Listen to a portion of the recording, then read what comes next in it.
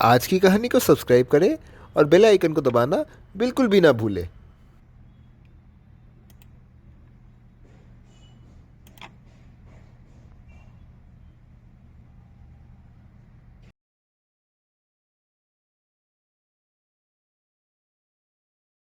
एक संध्या को मछुआरा काम करके घर लौट रहा था। वह तालाब में जाल बिछाकर वापस लौट रहा था। अगले सवेरे को वह तालाब पर लौटता है और मछलियों को इकट्ठा करता है। वह जाल को खींचता है, तभी उसे बहुत सारी मछलियां मिलती हैं। उन मछलियों में एक कछुआ भी था। मछुआरा कछुए को देखकर प्रसन्न होता है। वह कछुए को मछलियों के संग एक बोरे में ले चलता है। वह जाते जाते ये सोचता है, मैं इन मछलियों को बाजार में बेचकर घर जाकर कछुए का मांस खाऊंगा। वह बाजार जाता है और मछलियों का बोरा खोलता है। वह जैसे ही बोरा खोलता है तभी उसे सिर्फ कछुए के सिवाय कुछ नहीं दिखाई देता है। वह मायूस होकर घर लौटता है। वह अपने घर को पहुंचता है और कछुए को बोरे के किनारे को रख कर नहाने जाता है।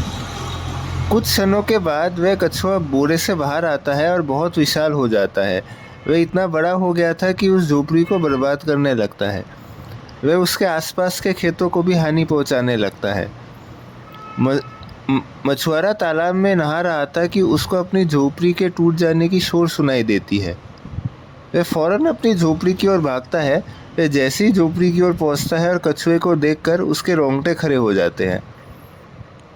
वह उस कछुए पर लगातार पत्थर फेंकता रहता है। वह उस कछुए पर दराती भी फेंकता है, परंतु कोई लाभ नहीं होता है। तब वह एक तरकीब सोचता है और वह आंगन की ओर जाता है। वह दो समान पत्थर लेता है और उसके आंगन के किनारे कई सारी लकड़ियां थी। वह पत्थरों को घीसने लगता है और लकड़ियों में आग लगाता है। वह लकड़ियों में आग लगाने में सफल हो जाता है। तब तक कछुआ उसको निगलने आ रहा था।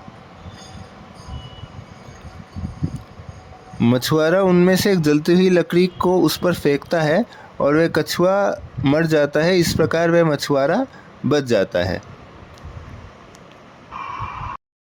तो ये थी दोस्तों आज की कहानी। आज की कहानी अगर आपको पसंद आई हो तो कहानी को कीजिए लाइक, कहानी को कीजिए शेयर और आज की कहानी चैनल को कीजिए सब्सक्राइब। साथ में बेल आइकन को अवश्य दबाइए।